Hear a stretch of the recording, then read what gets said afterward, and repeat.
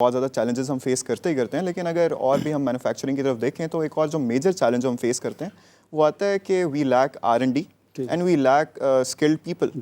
तो इसका what you think is the main reason, why is it so? देखिए, ये तो स्टार्ट जो होती है ना, ये आपकी यूनिवर्सिटीज़ से ही है। यूनिवर्सिटीज़ इसकी मेन रीज़न है कि यूनिवर्सिटीज़ जो है ना, उस टाइप का बंदा ट्रेन बना के मार्केट में निकाल ही नहीं रहे जो मार्केट की डिमांड है, जो उसकी नीड है। क्योंकि कभी यूनिवर्सिटीज़ हमारे साथ एफिलेट हुई नहीं, उन्होंने कभी हमसे पूछा नहीं कि आपको चैलेंजेस कहाँ आते हैं, कहाँ पे आपको स्किल लेवल की। सर, आपको नहीं लगता कि ये एजुकेशनल इंस्टीट्यूट्स जो हैं ये अब मेरे लिए कारोबार बन के रह गए हैं? ये 100% जो है आपके जो HEC है उसकी जिम्मेदारी है कि यूनिवर्सिटीज़ को देखें। देखिए, मैं हमेशा बात करता हूँ कि एक हेल्थ और आपका एजुकेशन, ये बिज़नेस है नहीं, ये कारोबार है ही नहीं, ये खिदमत है। जो बंदा भी एजुकेशन के सेक्टर में आता है या हेल्थ सेक्टर में आता है तो उसके माइंड में ये होना चाहिए कि यार मैंने जाके इस कौम की खिदमत करनी है, ये खिदमत है। ये तो मैंने कहता हूँ इसको नॉन प्रॉफिट ऑर्गेनाइजेशन होनी चाहिए, ये तो प्रॉफिट के लिए बनी नहीं है।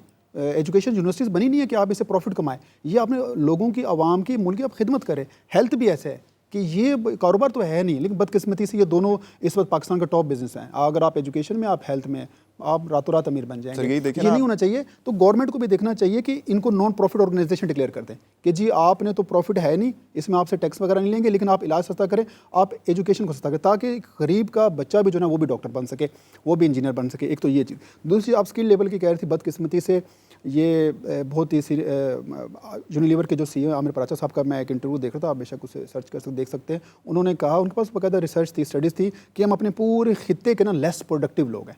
इस पूरा खित्ता, इसमें इंडिया भी है, इसमें बांग्लादेश भी है, इवन अफगानी भी है, हम उनसे भी प्रोडक्टिव, लेस प्रोडक्टिव लोग हैं।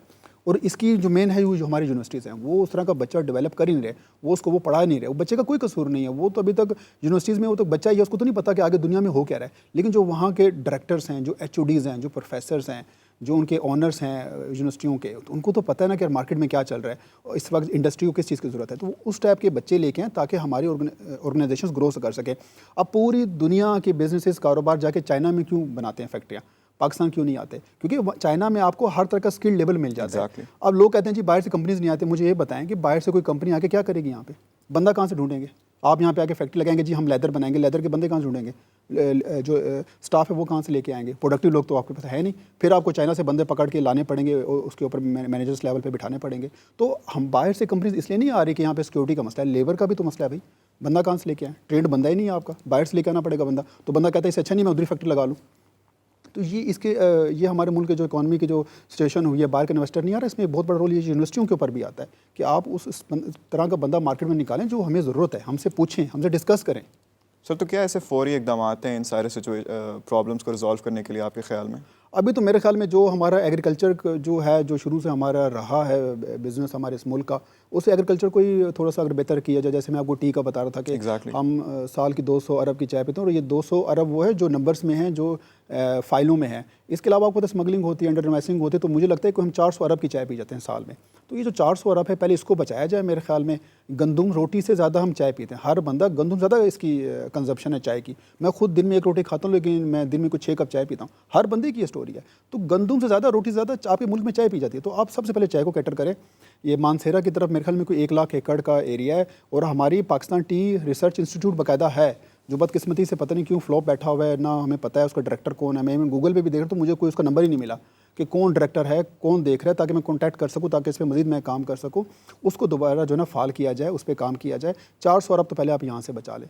जो इंपोर्ट है आपकी ज़्यादा है, जो चीज़ें आप बाहर से लेके आ रहे हैं, जिस तरह हमारा कुकिंग ऑयल, सोयाबीन बाहर से आ रहा है, उसकी थोड़ी सी प्रोडक्शन की जाए। फार्मर को एजुकेट किया जाए कि भाई आप ट्रेडिशनल क्रॉप से निकलें, गंदम शंदुम को छोड़ें, आप प्रॉफिटेबल क्रॉप्स की तरफ आएँ। आप ज़ाफ़रान उगाएँ, आप जो है एलोवेरा गवार गंदल उगाएँ, आप संदल उगाएँ, आप सोयाबीन उगाएँ, चिया सीड उगाएँ, मोरिंगा उगाएँ, इनको उगाएँ, क्योंकि हमारी सारी कंडीशंस फेवरेबल नहीं हैं सबके लिए। एग्जैक्टली, जो चीज़ इंडिया में हो सकती है वो यहाँ पे भी हो सकती है। लेकिन हमारा बेचारा फार्मर से मिले, उसको तो बस 2 ही क्रॉप आती है, गंदम और गन्ना। गंदम और अवेयरनेस और एजुकेशन ही नहीं है। और तीसरा उसका कपास, उसको पता नहीं, उसको लगता है दुनिया में ये 3 ही फसलें भाई, इसके अलावा भी कुछ 10,000 फसलें प्रॉफिटेबल क्रॉप्स हैं। आप प्रॉफिटेबल क्रॉप्स की तरफ आएँ, क्योंकि पूरा दुनिया में आप फार्मर्स जो है ना, जो वहाँ के अरबपति लोग होते हैं, उनमें फार्मर्स भी आते हैं। हमारे मुल्क में नहीं है। हमारे मुल्क में सबसे गरीब तबका है किसान। तो आप फार्मर्स को एजुकेट करें, उनको नई नई क्रॉप्स की तरफ लेके आएँ। जो हमारे एग्रीकल्चर यूनिवर्सिटीज़ है, इनको कहें कि आप सिर्फ गंदम शंदुम पे काम ना करें, आप प्रॉफिटेबल क्रॉप्स का एक डिपार्टमेंट बना दें। क्या इधर हम वो चीज़ें सिखाएंगे जो प्रॉफिटेबल हो, और यंग फार्मर्स को लेके आएँ। मैंने आज तक कोई यंग फार्मर नहीं देखा, जब भी देखा बेचारा कोई बुजुर्ग ही देखा है। जो यंग बच्चे यूनिवर्सिटी से ग्रेजुएट होते हैं, इनको कुछ एरिया, कोई ज़मीन दी जाए 10 एकड़ 15 एकड़ ग्रेजुएशन के बाद लीज़ के ऊपर कि आप अब यहाँ पे ये क्रॉप उगा के दिखाएंगे, हमें ये क्रॉप करके दिखाएंगे, फिर आपको डिग्री दी जाएगी, वरना डिग्री दी जाएगी। आपको ये नहीं लगता एक वजह ये भी है क्योंकि अभी भी हम अगर किसानों की या फार्मिंग की बात करें तो अभी भी हम उस सेक्टर में 1960 1950 में ही फंसे हुए हैं। जी ऐसे ही है वो। देखें उसकी रीज़न है ना, वो फार्मर एजुकेट नहीं हुआ ना। यहाँ पे वही करता जिससे कुछ काम नहीं होता ना, वो जाके ज़मीन में जाके गंदम लगा लेता है। वो कहता जी मैंने काफ़ी बिज़नेस किए, चला नहीं, एंड पे आके मैंने ये काम। हालांकि ये तो फर्स्ट प्रायोरिटी का बिज़नेस है, ये तो आपका। और इवन की यूनिवर्सिटीज़ भी को भी चाहिए कि जो एंटरप्रेन्योर सेंटर्स बना रहे हैं जिसमें एंटरप्रेन्योर बच्चों को बनाना सिखा रहे हैं, उसमें एग्रीकल्चर को फर्स्ट पे रखें। अभी फिलहाल हम यही कर सकते हैं, इसमें और बहुत सी चीज़ें हो सकती हैं। स्टार्ट में जो आपने कहा कि हम हंगामी हालत में क्या कर सकते हैं, हम एग्रीकल्चर को प्रमोट करें। कम से कम आप अपना फूड तो खुद उसको उगाएं ना, अपने फूड की प्रोडक्शन तो मुल्क में खुद करें ना। कम से कम जो आप, क्योंकि हमें खाना तो चाहिए होता है, अपना खाना तो पूरा करें ना। हम खाना भी दूसरे मुल्कों से लेते हैं, अपने लिए इंपोर्ट करते हैं। तो अपने जो कुकिंग ऑयल है, आपके जो फूड हैं, उनके ऊपर मेरे ख्याल में अगर हम कवर कर लें तो ये हमारे लिए बड़ी होगी, अगर 5-10 साल में हम कर सकें। बाकी जो स्ट्रेटजी है वो चीज़ें वो फिर 10-15-20 साल के बाद होंगी। पहले तो अपना पेट भरेंगे ना,